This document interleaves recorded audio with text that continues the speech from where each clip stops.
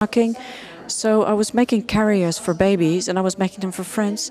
And I thought if I start selling them through the internet, maybe in 5 years' time I can resign. And 3 months later, I did actually design. And after that, I was delivering throughout Europe. So this is a carrier. So the baby is kind of hanging quite traditionally upside down. Is that good for the blood flow? No, no, no. The baby is straight up. But it is a type of carrier based on the traditional way to do it in Africa. Yes, this is a way that is a bit forgotten in our modern society. So we don't understand why should we still carry our child. But I would like to take this old tradition back, and I think it's important to carry children. Daniel, you were just talking about small and medium businesses. This is good for me. How important is this for you? It's very important. It's only getting more important because it was already said that what internet could bring was transparency. This is absolutely true. It's the transforming power of the internet, and all the other things apply to that. Twitter, Facebook, etc. They all add to the transparency. I think it's fantastic because all of a sudden the energy doesn't have to go through selling or to find something new. And Kai is also proof of this, but making products or accumulate products that usually weren't transparent, but thanks to internet, thanks to Google, for instance, can meet people who are asking and making queries, and otherwise you wouldn't have found them. But you could also do this in a shop, couldn't you? Because a lot of people that I know say it's actually a big threat. Yes, this is true, but this is a big misconception. If the transparency leads to customers finding out that you're not adding so much and other people add more, then you cannot say, you can say, I don't want this, I understand this, but it would be much better to put your energy in creating something that's better and that adds something to the world than to add something that nobody knows. I'd like to talk about transparency because last Friday I was talking to Bezos from Amazon. Yes, you're a big friend. He's a big friend of yours. But yes, I buy from you. Don't worry. But you're a bigger brother. But what they said was that now they are, apart from the traditional work, they have so much information, so much data in itself. And I thought, oh, this is about transparent. Are this data going to be used properly? How do we make sure that the government stays sharp? But how does my data not get into the wrong hands? Yes, it's about trust, and this is important because the statements that Google, Mr. Drummond just said already, you don't want any company that undermines your reliability towards the customers. And you don't want to collaborate to things, you would like to collaborate to things that add to this. But still the government is a bit skeptical. And how do you solve this with the government? Yes, the government has something that we call rules and regulations. But in company life, in entrepreneurial life, to make it transparent, for instance, I buy something from you or Amazon, all the information from me is in there. I can imagine that you say men at a specific age buy this type of books, etc. And then to also know that they live in The Hague and close to the dunes, but then you know a lot of information. Absolutely. This is true that it's based on trust. All these companies, they are in a kind of a glass house, and they have a lot of information, and it's easy to misuse the trust. But this is a good thing. We shouldn't fight this. We should find the collaboration and help resolving the things that are going wrong. Or that you can stop hackers, for instance, or that you know that your partner isn't completely trustworthy, and use your network to find out and to fight this kind of problems. Edial, can I ask you something? Because we heard a minute ago that talent is important, competitiveness. Do we have enough talents? No, I think you never have enough talents. In every hub, there's always a lack of talents. like for instance in Silicon Valley. That is a good example, but you can never have enough. But now you are in Berlin. Is it a completely different culture? Yes, Berlin is quite different than German culture as such. There's a lot of entrepreneurs that are starting a company in Berlin do not come from Berlin or from Germany. So this is a very important fact. I think people go to Berlin for specific reasons, and these reasons are often freedom, a sense of being able to do anything, and that's easier, I think. This is more a reason for people to go to Berlin. And this is what you see. There's a lot of talent. It's very attractive. So you started in Holland first, didn't you? Or did you go to Berlin immediately? Yes, I finished my studies in Amsterdam and I went with my brother to Berlin. And I stayed there. So what was that like to go to Berlin? It's a bit of the New York of Europe, isn't it? New York is also not America. And Berlin is maybe not Germany. It has a very own culture. What was attractive for you? And isn't it just more difficult for you if there's so many talents there? Yes, there is a lot of concurrence, a lot of competition. But we came there and thought, no, we can do everything. There's a sense of freedom. You can live where you want. You can work with the people that you like and that you think have a talent. And there's a kind of ecosystem as well is made by other companies that are kind of that is helpful to you. There's a lot of capital, there's a lot of international companies already, and it's a really, really cool city. It's a very good reason. It's a really good place to go out, yes. Yes, the clubs close here at 3 o'clock, but in Berlin they start at 4 o'clock in the morning. That's something for us. So you said you're a poster boy, but actually you're a very successful entrepreneur. One of the reasons for me to become the president of the small and medium businesses is to get more companies like Google's, big successful companies. Is the climate in Holland to realize this? Is this ready for it? No. Oh, okay, thank you. Thank you for this quick answer. No, this is a nice research made by Fortune. Fortune did a survey, 500 in America. In Europe, this is 80 years. The effect of this is that in America, a lot of big companies, they have entrepreneurs that are in charge. In Europe, this is managers and entrepreneurs. Manager thinks, an entrepreneur, you can't manage him. So there's a sort of a culture conflict. And this is why you don't have a lot of exits. And if you don't have a lot of exits, then why should somebody invest? Investors invest. Why would you start entrepreneuring? So this explains, to speak in internet terms, from the top down. So one of the biggest companies, American companies that existed, the 2 biggest companies in the world, did they suddenly have entrepreneurs in charge? Google takes over about 200, 500 companies in the world per year. I was talking to somebody who said, I sold my company for 4 million to Google. I once sold my company to KPN for 2 million.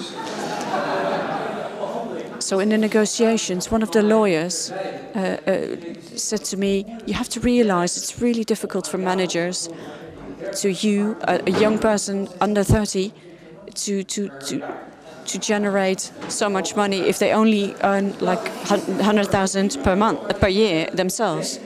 So what kind of culture is this that you want to talk to a company like this? What is an exit in Europe?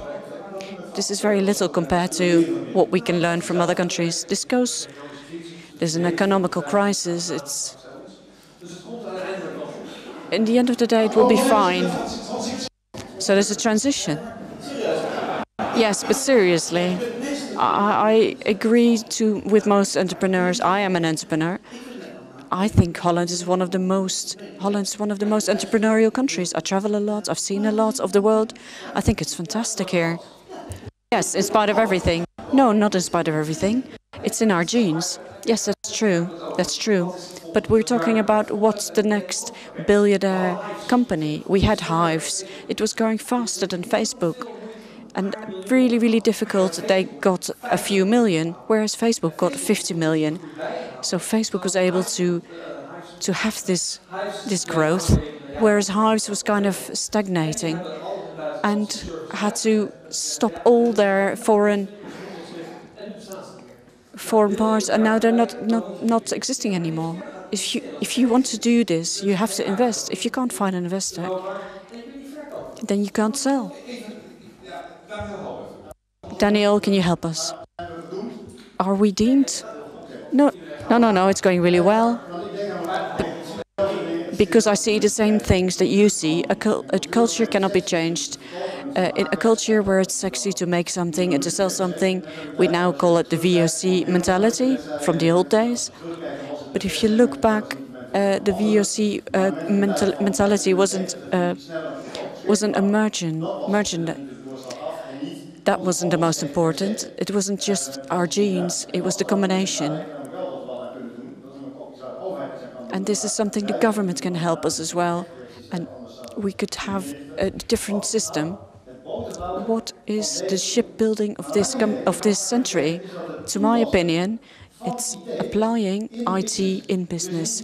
So not IT on its own, but IT in Holland is nerds, and this is going to stay. This is not going to change very soon because this is culturally determined. But as soon as you say, I want to become a really good merchant or a logistic person or a creative person, if the raw material is the skill to make your line of work, if you understand this, then the education. So what do you mean, like ID printing? Or no, it doesn't really matter. All genres of companies, also the ones that are not classified as top sectors, the applying of IT in all these sectors is important. And IT, you have to understand, the next generation is not just important. I just heard saying, using an iPad is the same as using technology. It's not true. David Drummond just said it right. It's not the same as developing an algorithm, for instance, but it's to be able to make a transition into an algorithm. And this is where the government could help us. Against all the culture, make it happen after all. You're following politics really well? Yes, in all universities and schools, applying IT and developing IT, because otherwise we'll never have good ITers, people, to talk with the business people. What can we improve in order to support you? I think there are millions to think of, Well, personally, I would say that rules and regulations make it a little bit tricky to get funding and credit. Only I needed 90%, so then the bank called me. Shall we just lower your credit? Even before the recession started, I had a credit already. So I see a lot of entrepreneurs who cannot finance their growth because they can't find the funds and the credits. They don't get a credit loan from the bank. So if there is more employability, then of course there's more to spend, and that would be good for the economy, would be good for the banks. Of course, due to the recession, I think it should be limited and restricted. But what I think, maybe we have just tipped the scales to there is no balance. So if it would be just the middle, if the government shows that they have trust in the market, so you say providing loans and funding, that's one thing. Well, you can say that you were able to find some venture capital in Berlin. Yes, okay, providing loans and capital is one thing. Of course, you have a risk and credits and investments like angels and so, also on the private level. So maybe Berlin is the tech hub of Europe. Maybe with Tel Aviv and London, a lot is going on, a lot has happened. Companies are growing and booming. We are the best investors. Go blah blah blah blah blah. So the first thing they do when they start up a company, then they go up to London because they're the best investors. Maybe it's just first, maybe it's a high risk, maybe you just waste another 3 months, and maybe you even prefer to go to the United States because you have even better investors, and then you go look around for investors in Germany and then to the Netherlands. Those are the steps that people are going to think. Think big is very important, and that you really do not something good.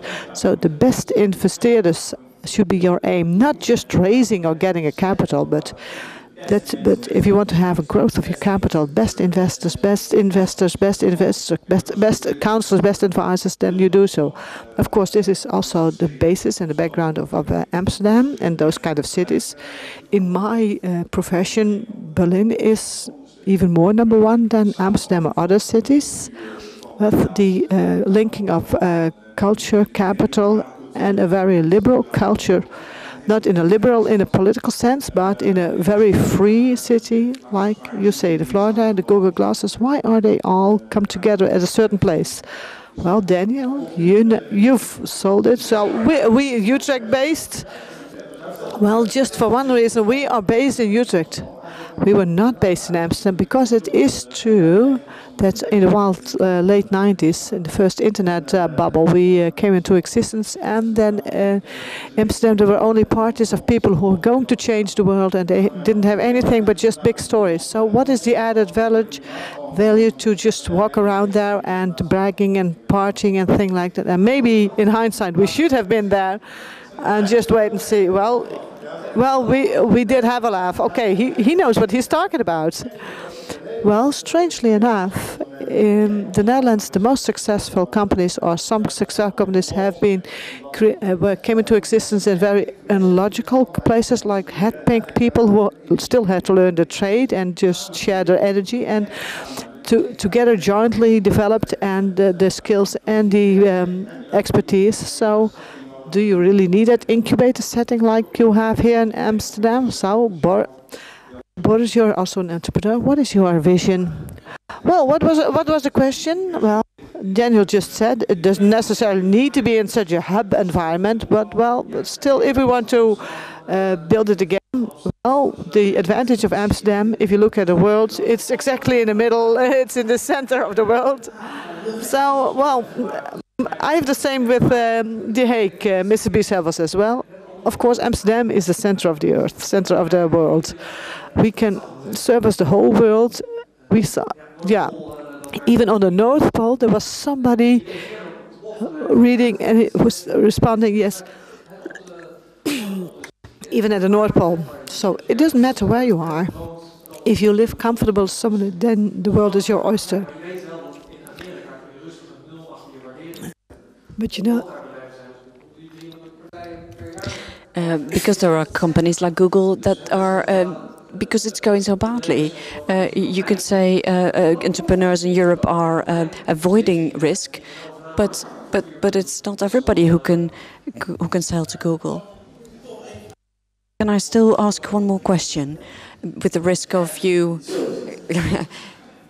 It's right. What are you going to do to improve the startup culture? What are you going to do in Holland? Well, that's something, that's my role with Neelie Kroes, that we can suggest something. We made a bit of a list. One of the things that, the most important things, because it's a really big list, one of the most important things is that I'd like to see a startup law. So I think it's strange that with taxes you have regulations like one size fits all. This is such a big responsibility, because if you do it wrong, then you'll never get rid of it. So if you have 5,000 employees, so the 5,001st, it's not really a big problem. But if you're going to work for a startup, you can have a disclaimer that if you work for a startup, you earn less. But this means also that I could be sacked any day for the first 4 years. A lot of people think, okay, well, yeah, but it looks good on your CV. But I have to work really, really hard, because I could be losing my job every day. But if it's going really well, I have something really, really good that I've done. And I don't have to borrow a lot of money from my parents. This is a very concrete issue, and I'd like to have this changed in Europe. And for Kai, for the growth of your company, do you employ people?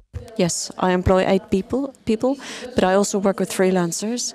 I don't want to use production in China, but to use closer by to create employment. But I'm also flexible. I'm a mother of 4 children. I don't want to be on a plane to China every moment to see if there's no child labor or such things. I just want to be able to go on my bike to the other side of Wijchen to see how my production is going. So I'm flexible. And this also means that I can provide some local employment. Wijchen, ladies and gentlemen, is the most ICT-minded city in Holland. Yes, we won the Google E-Town Prize.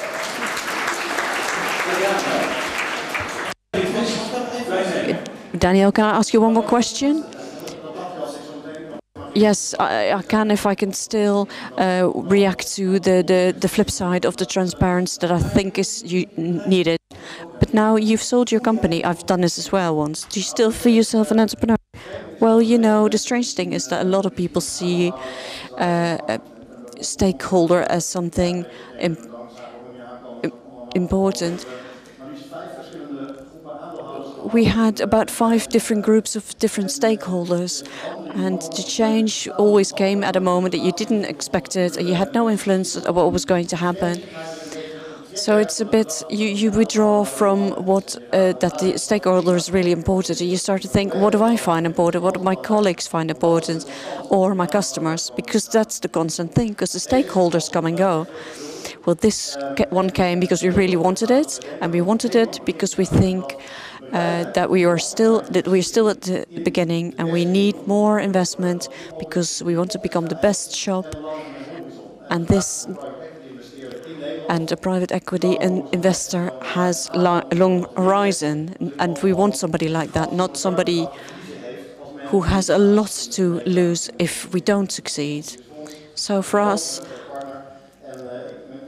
so this is a good partner for us. If you'd asked me a year ago, if you asked me a year ago, I would have given you a political correct answer. But now I really mean it.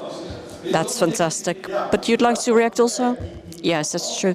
The transparency it's great. Everybody who comes up with a product and has a good employment good employment possibility in Wijchen and creates chances.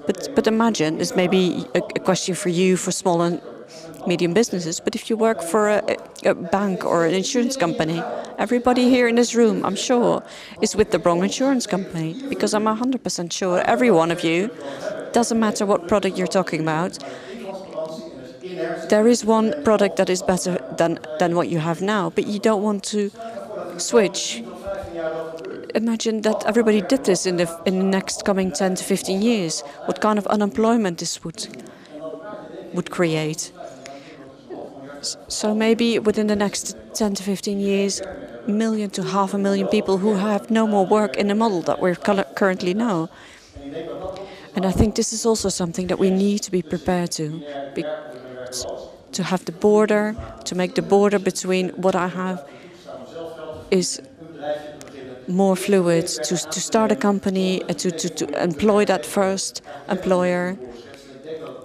I think it's really, really necessary. Thank you very much.